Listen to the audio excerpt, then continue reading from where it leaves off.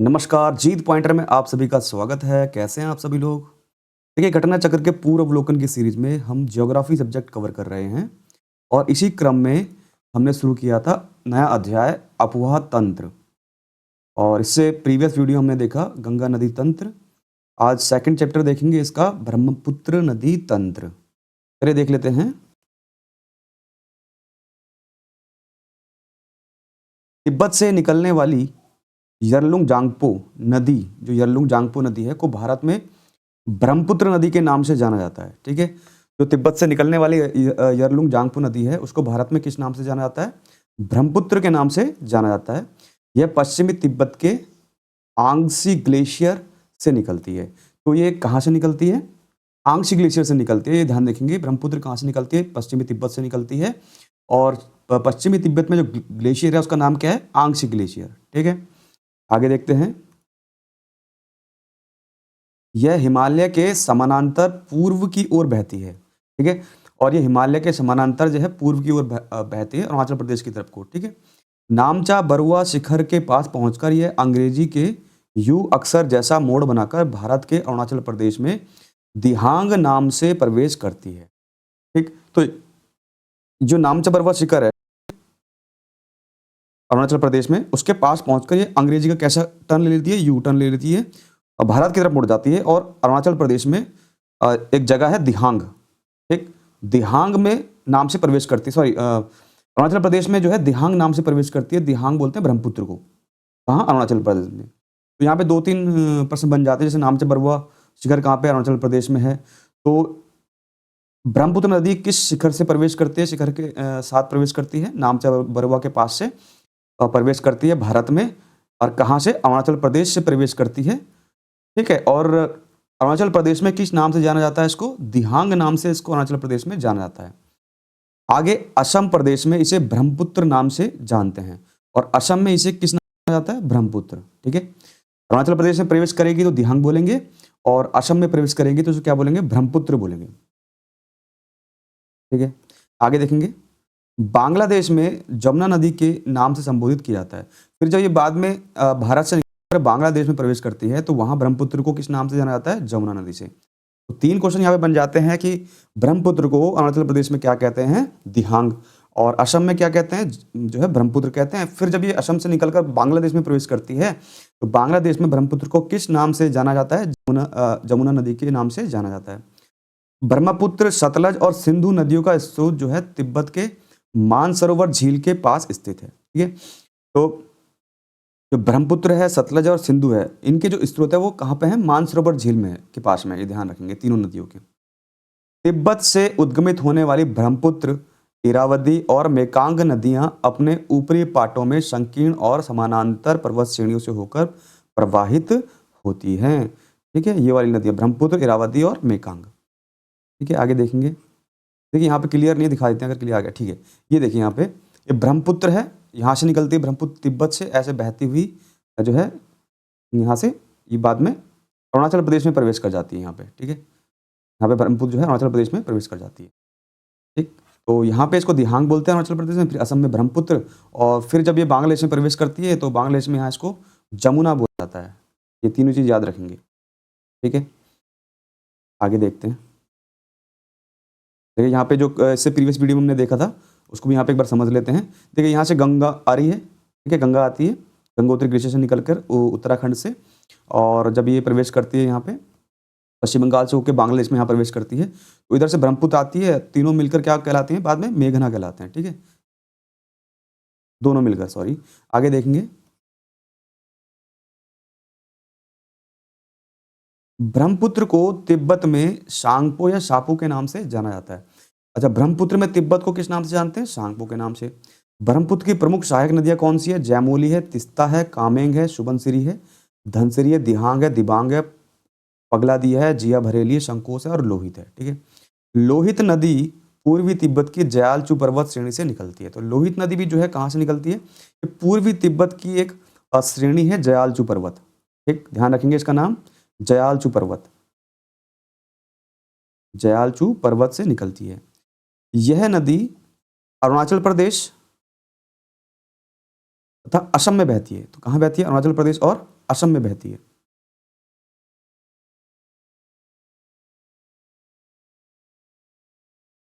सुबनसिरी जो नदी का उद्भव है हिमालय क्षेत्र से होता है। सुबनसिरी नदी का जो उद्भव होता है वो हिमालय क्षेत्र से होता है और ये असम, अरुणाचल प्रदेश और तिब्बत क्षेत्र में बहती है। ठीक है। बराक नदी मणिपुर पहाड़ी से निकलकर मिजोरम तथा असम से बहती हुई बांग्लादेश में प्रवेश करती है। तो बराक नदी का भी याद रखेंगे, ये मणिपुर की पहाड़ियों से निकलती है। ठीक है। और मिजोरम असम में बहती हुई बांग्लादेश में प्रवेश कर जाती है। असम घाटी में ब्रह्मपुत्र नदी गुम्फित जलमार्ग बनाती है। ठीक है। लेकिन ये प्रश्न बन सकता है कि जो असम घाटी है वो ब्रह्मपुत्र में कैसा मार्ग बनाती है? गुम्फित जलमार्ग बनाती है, जिसमें कुछ बड़े नदी द्वीप भी मिलते हैं।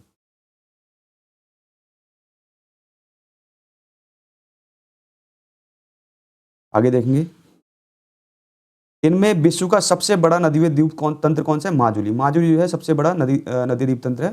तिब्बत पठार को चैंगतांग और क्वाघाई तिब्बत पठार के नाम से भी जाना जाता है। जो तिब्बत पठार है उसको चैंगतांग बोलते हैं या क्वाघाई तिब्बत पठार के नाम से जाना जाता है। समुद्र तल से औसतन 45,000 मीटर की ऊंचाई पर स्थित है ये जो तिब्बत का पठार है। ठीक है, ध्यान रखेंगे। और इसे विश्व का छत कहते हैं, तो ध्यान रखेंगे विश्व का छत किसको कहते हैं? तिब्बत पठार को कहते हैं। तिब्बत पठार से निकलने वाली प्रमुख नदियां इस प्रकार हैं। तिब्बत पठार से कौन कौन सी नदियां निकलती है ये ध्यान रखेंगे। देखो, यांगटीसी नदी निकलती है एक, तो ध्यान रखेंगे, चेन जियांग बोलते हैं इसको। हुआंग हो निकलती है, ये सब जो है चाइना की नदियां हैं। हुआंग हो, जिसे पीत नदी भी कहते हैं हुआंग हो को। सिंधु नदी निकलती है, सतलज नदी निकलती है, ब्रह्मपुत्र नदी निकलती है, मेकांग और साल्वी नदी निकलती है तिब्बत के पठार से। अब इससे संबंधित प्रश्न देख लेते हैं। पहला प्रश्न है, तिब्बत में उत्पत्ति पाने वाली ब्रह्मपुत्र, इरावदी और मेकांग नदियां अपने ऊपरी पाटों में संकीर्ण और समानांतर पर्वत श्रेणियों से होकर प्रवाहित होती है। इन नदियों में ब्रह्मपुत्र भारत में प्रविष्ट होने से ठीक पहले अपने प्रवाह में एक यू टर्न लेती है। यह यू टर्न क्यों बनता है पूछा गया है। ठीक है, देखिए, इसमें ऑप्शन दिए हैं। वलित हिमालय श्रेणी के उत्थान के कारण, ये नहीं होगा। भूवैज्ञानिक तरुण हिमालय के अक्ष संघीय नमन के कारण। देखिए, जो भूवैज्ञानिक तरुण हिमालय, जो नया नया हिमालय है, वो उसमें क्या होता है? अक्ष संघीय नमन के कारण। मतलब जैसे यहाँ पे है, तो ये यहाँ पे जो है एक जो तरुण हिमालय इधर की तरफ जो है कैसा है? नया हिमालय है पूर्व की तरफ। तो जब ये घुसती है तो यहाँ पे क्या है? कमजोर हिमालय होता है, तो इसलिए यहाँ पे जो है ये यू टर्न लेती है। बी राइट आंसर होगा। तिब्बत में उत्पत्ति पाने वाली ब्रह्मपुत्र, इरावदी और मेकांग नदियां अपनी ऊपरी पाटों में संकीर्ण और समानांतर पर्वत श्रेणियों से होकर प्रभावित होती है। ब्रह्मपुत्र नदी भारत में प्रवेश से पूर्व एक यू टर्न लेती है। यू टर्न भूवैज्ञानिक तरुण हिमालय के अक्ष संघीय नमन के कारण है। ठीक है। प्रश्न संख्या 2 देखेंगे। भारत में यरलुंग जांगपू नदी को किस नाम से जाना जाता है? तो अभी हमने देखा जो है तिब्बत में यरलुंग जांगपू किसको बोलते हैं? ब्रह्मपुत्र को बोलते हैं। और भारत में इसको यरलुंग जांगपू को ब्रह्मपुत्र बोला जाता है। सी राइट आंसर होगा। प्रश्न संख्या 3, तिब्बत में मानसरोवर झील के पास जिस नदी का स्रोत है वह है। ठीक है, तिब्बत में जो मानसरोवर झील है उसमें जो है कौन सी नदी जो निकलती है, मेन बोला गया है। उपयुक्त सभी हैं, देखो बोला ब्रह्मपुत्र भी निकलती है, सिंधु भी और सतलज भी। आगे देखेंगे प्रश्न संख्या 4,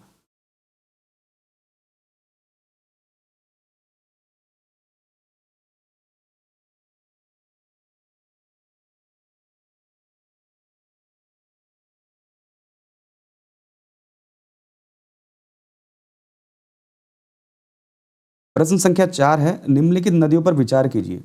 देखिए, बराक, लोहित और सुबनसिरी नदियों के बारे में दिया गया है। यहाँ पे बोला गया है कौन सी अरुणाचल प्रदेश से होकर बहती है, बोला गया है यहाँ पे। तो दो नदियां, केवल 2 और 3, यानी बराक और लोहित, ये जो है अरुणाचल प्रदेश से होकर बहती है। सुबनसिरी नहीं होती है, ये हम पहले भी देख चुके हैं। बराक जो है लोहित जो है, बराक और लोहित दोनों जो है अरुणाचल प्रदेश से होकर बहती है। ठीक है,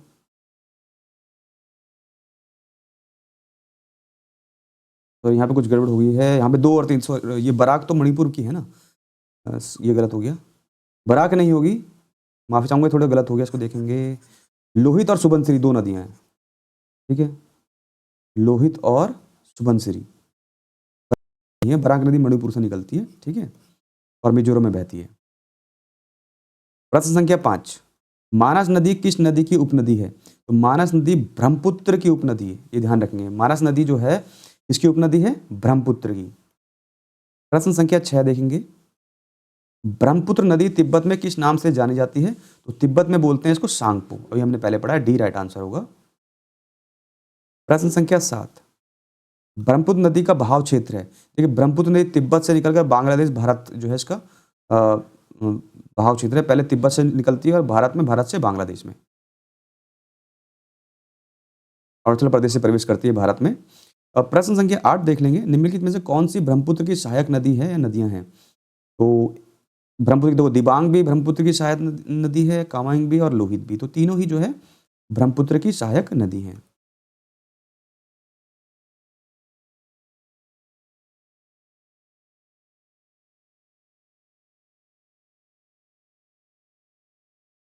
देख चुके हैं ये चीज हम। प्रश्न संख्या 9 देख लेते हैं। तीस्ता नदी के संदर्भ में निम्नलिखित कथनों पर विचार कीजिए, बोला गया है यहाँ पे। पहला है, तीस्ता नदी का उद्गम वही है जो ब्रह्मपुत्र का है, लेकिन यह सिक्किम से होकर बहती है। ठीक है। दूसरा है, रंगित नदी की उत्पत्ति सिक्किम में होती है और यह तीस्ता नदी की एक सहायक नदी है। ये राइट आंसर होगा। रंगित नदी जो है सिक्किम में इसकी उत्पत्ति होती है और ये तीस्ता की सहायक नदी है। तीस्ता नदी भारत एवं बांग्लादेश की सीमा पर बंगाल की खाड़ी में मिल जाती है, ये भी गलत है। ठीक है। आपने देखा होगा नर्मदा, ये तीस्ता की बात की जा रही है, जो है तीस्ता नदी का उद्गम जो है सिक्किम स्थित गांगचू से होता है। ठीक है। और ये हिमनदीय झील के छुम्बोछू नदी के रूप में ऊंचाई में जानी जाती है। ठीक है। तो ध्यान रखिए बस, इतना याद रखना है कि तीस्ता कहाँ से निकलती है? सिक्किम में निकलती है, सिक्किम से। तीस्ता नदी का उद्गम होता है सिक्किम से। ठीक है।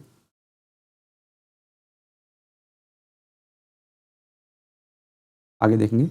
प्रश्न संख्या 10, निम्नलिखित नदियों में से किनके स्रोत बिंदु लगभग एक ही हैं?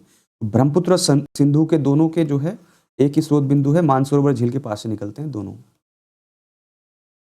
प्रश्न संख्या 11, नीचे दो कथन दिए गए हैं जिसमें से एक को अभिकथन ए और दूसरे को कथन आर कारण आर कहा गया है। पहला है अभिकथन ए, तीस्ता नदी पहले गंगा की सहायक नदी थी और आजकल वो ब्रह्मपुत्र की सहायक नदी है। ये भी कुछ कंफ्यूजन है इसमें। आप कारण आर देख लेंगे। यदि अपहरण हिमालय की नदियों का एक प्रमुख गुण है, मतलब जो हिमालय की नदियां उनका अपहरण करना एक जो है प्रमुख गुण है, यहाँ पे बोला गया है।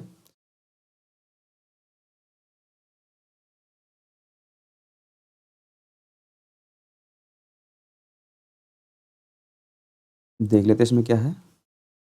तो यहाँ पे ये बोला गया है कि ए और आर दोनों सत्य, आर ए की सही व्याख्या करता है। ठीक है। कहने का मतलब ये है कि तीस्ता जो है पहले सिक्किम से निकलती है, ब्रह्मपुत्र की सहायक नदी होती है, बाद में जो है गंगा में मिल जाती है, यानी गंगा इसका अपहरण कर लेती है, क्योंकि जो हिमालय की नदियां हैं उनका एक गुण है कि वो अपहरण कर लेती हैं नदियों का, मतलब उनमें मिल जाती हैं सारी नदियां। तो दोनों ही सही है यहाँ पे बोला गया है। ठीक है। अब इसकी व्याख्या देख लेते हैं। देखिए, ऐतिहासिक रूप से तीस्ता नदी गंगा नदी की प्रणाली का अंग थी। दक्षिण की ओर प्रवाहित होते हुए लगभग ये 1787 ईस्वी में बाढ़ के पश्चात इसने अपना मार्ग बदल लिया था। दक्षिण पूर्व की ओर विस्थापित होकर ब्रह्मपुत्र नदी प्रणाली में शामिल हो गई थी बाद में। नदी अपहरण हिमालय की नदियों का एक प्रमुख गुण है। यह एक प्राकृतिक प्रक्रम है जिसके द्वारा एक प्रबल नदी अपने शीर्ष की अधिक अपरदन करके अपने समीप प्रवाहित होने वाली नदियों को, जल को अपनी धारा में मिला लेती है।